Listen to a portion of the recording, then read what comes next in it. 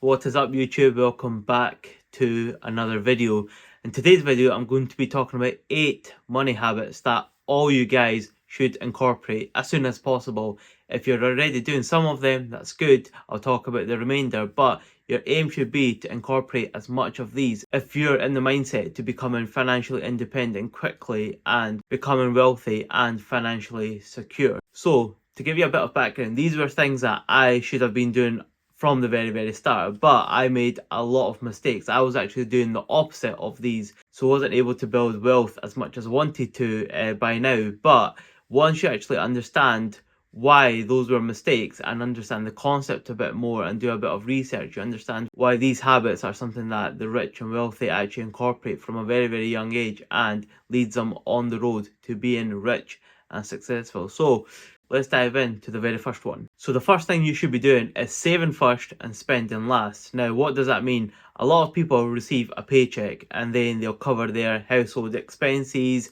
as well as bills, going shopping, going on a holiday, and then doing leisurely things with their money. And then whatever they've got left, they may or may not have enough money to eat, let alone to save or to invest. So the first thing you should be doing, as soon as you receive that paycheck, you should be putting £100 to £200 aside into a savings account and just leaving it there. And then whatever you've got left, you then cover your expenses, household bills, and any leisurely spending money that you need, because you've already got into the habit of treating that savings like a bill. So you receive that paycheck, you put that money aside before you do anything else. Number 2 is to stay out of debt. Now, this is obviously a lot easier said than done, but people these days are financing the smallest of the smallest things. Now, I was actually on eBay and I think I wanted to pick up an item that was maybe £8 or something, and just underneath it in small writing saying that I could actually Klarna this item and pay, I think it was 63 pence for 12 months or something like that, or I could pay the £8 up front. Now, so someone who doesn't have the £8 to buy that item should go and find a cheaper item or just not buy that item. Overall, financing it should just be out of the question. And you see, mortgages and cars are, unfortunately, you can't really help it. It is a lot difficult to pull out 100, 200, 300,000 pounds for a house, or 40 or 50,000 pounds for a car. But when it comes to sort of furniture and clothes and everyday household items, people just need to pay for it with cash. If you can't pay it with cash, then you shouldn't have the item. You can't afford it, you don't buy it. Financing it is just the worst thing to do, and a lot of the rich people avoid debt like the plague, and you should be doing that too. Number 3 is having a buffer of 3 to 6 months. Now, a lot of financial experts actually talk about this in quite a lot of detail. However, it is pretty simple. You should have 3 to 6 months. It's something that your grandparents did. It's something that my parents did. It is just to have a rainy day fund, something that's there. So if a boiler stops breaking, or your tire goes flat, or there's a necessary repair that needs to be done, then you don't then go and make a stupid decision by taking out a loan or getting in touch with a payday lender. You've got a buffer there that can cover them. The sensible thing to do would be to actually save 3 to 6 months worth of expenses first and then use the rest of the money to get yourself out of debt. Because whilst you're working out of debt, the last thing you want to do is to get back into debt. So whilst you're working on paying off a credit card or paying off your mortgage or paying off a loan and your boiler breaks or you get a flat tire, then you don't want to be putting a hold on focusing on getting out of debt and taking on another loan or digging that credit card back out or contacting a payday lender. You have a buffer there to actually cover those expenses. And that's what the financially savvy do. They have 3 to 6 months or even more saved and put aside that they do not touch. That is there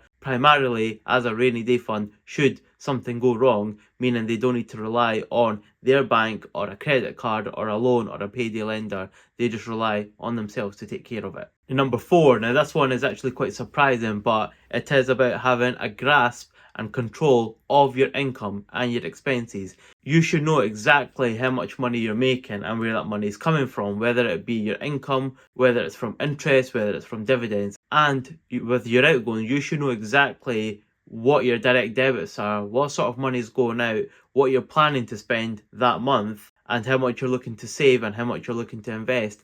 If you receive a paycheck and there's a direct debit that comes out for £100 and you didn't know about it, then you clearly don't have a good grasp of your finances. You should know exactly what's coming in and what's going out. Now, for people that struggle with this, the best thing to do is to create a very, very simple budget. That could be a spreadsheet, it could be a bit of pen or paper, and these days there's a multitude of apps available online for free that help you with budgets. So you can put in everything that you're making and everything that you're spending. And the key thing is that before you receive your paycheck, every dime should have a designated place. So you should know before you receive that paycheck how much it is that's going towards your bills, how much it is that you're saving, how much it is that you're investing, and how much it is that you're keeping aside for leisurely activities or eating out or a holiday, for example. Number 5 is don't focus on savings. Now, this is a mistake that a lot of people do. They think I'll save 10% or 15%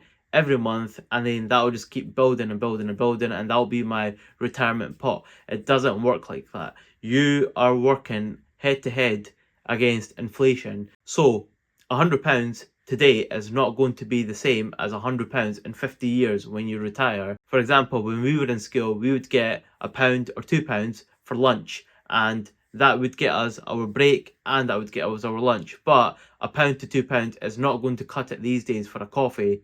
As simple as that. Inflation takes effect. So you shouldn't be purely focusing on savings. Now, for some of you that have money under a mattress, that money would definitely be affected by inflation. But to avoid that, put it into a high yield savings account. That is basically any savings account with any bank that gives you a good return on your money. So every year they give you 5% on your money, or 3% or 4%, as opposed to leaving it under the mattress where it's not making any money whatsoever. And what that will do is, by putting it into a high yield savings account, that will give you somewhat protection against inflation. So although your money will grow, it won't be in line with inflation, but it will be better than just leaving it under a mattress. And the other thing you need to understand is that saving money has a cap. You can only save so much. It actually depends on what you make. So your main focus should be on making more, because if you can make more, then you can save more. They go hand in hand. So you should be looking at taking on more hours or working weekends or working an additional job or a side hustle, and be focusing on making more money, because if you can make more money, you can save more money. And by making more and saving more, you should hopefully be able to beat inflation. Number 6 is paying too much taxes. Now, a lot of the wealthy have financial advisors and tax advisors that help them legally avoid paying too much tax. These days, a lot of people receive their paycheck, have a read of it. This is what I'm paying in tax, this is what I'm paying in national insurance, and that just gets folded up and binned, and it's not a care of why you're paying that much tax. So for the average Joe, your focus should be on what tools and products are out there that I can use to save myself tax. You can seek the help of a financial tax advisor, however, that will depend on your circumstances and your wealth, because you might be paying too much for a tax advisor, which will just cancel out any savings that you make. However, there are things that you or me can do. So if you've got £100,000 in a high yield savings account, most likely the interest on that savings will be subject to tax. You will need to pay tax on any interest you make for that sort of money. However, if you just kept £80,000 in there and put 20,000 into a individual savings account here in the UK, then you're protecting that £20,000 from any tax, because every single one of us is legally allowed to have an individual savings account, which lets us put in £20,000, and any interest we earn on that £20,000 is completely tax free. Number 7 is waiting too long to invest. Now, investing should be done as early as possible as you can do in your life, but there's not a problem if you're in your 40s or 50s. There's still time to invest. The earlier you do it, the better it is for you financially and mathematically, and this is due to compounding interest. So if you only invested for a year, at the start of the year and the end of the year, you'll make 10% on your money back, for example. However, if you did that over the span of 20 years, for the first year you'd make 10%, for the second year you'd make another 10%, for example, but you're also making money on any money that you made the previous year. Year 3, you're making money on that year as well as the previous year and year 1. On the 4th year, you're making money on year 3, 2 and 1. So it's exponentially growing, and that's what your focus should be, to get onto the investing ladder as soon as possible. And I wouldn't really look at any get rich quick schemes or anything too fancy. Just get a simple stocks and shares account that will build you money slow and steady over a long period of time. So number 8 and the last one is to avoid being a sheep. Now this one's a bit controversial, but I'll make it very, very simple for you. We live in an era where we are aggressively marketed to. So what we should be eating, what we should be drinking, what we should be wearing, what we should be driving is all fed to us by multi-billion-pound marketing companies and social media. So the goal is to avoid being talked into buying something or wearing something or doing something just because social media told you to do it, or just because a company who's invested billions into marketing has told you to do it.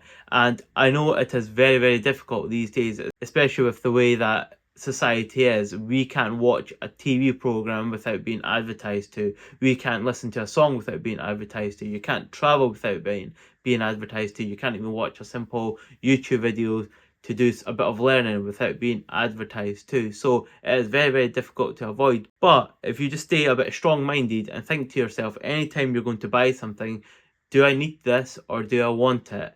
If you need it, by all means buy it. But if you want it just because you're being told to buy it and it's not something that you really need, but you want it, then ask yourself, okay, can I afford this? Can I pay with it in cash? And if you can do, then you're your own boss. However, don't buy something or don't do something just because social media or a marketing company has told you to, because that is a clear stumbling block between you and financial independence, between you and financial freedom, between you and becoming wealthy. And with that, it's time to end the video. So thanks again for watching. I hope you can incorporate one or all 8 of the topics I've talked about into the video. I currently do everything and much more as much as possible, and I would want the same for you as well. And if you enjoy the video, like usual, like, comment, subscribe, and I will catch you in the next one. Thank you.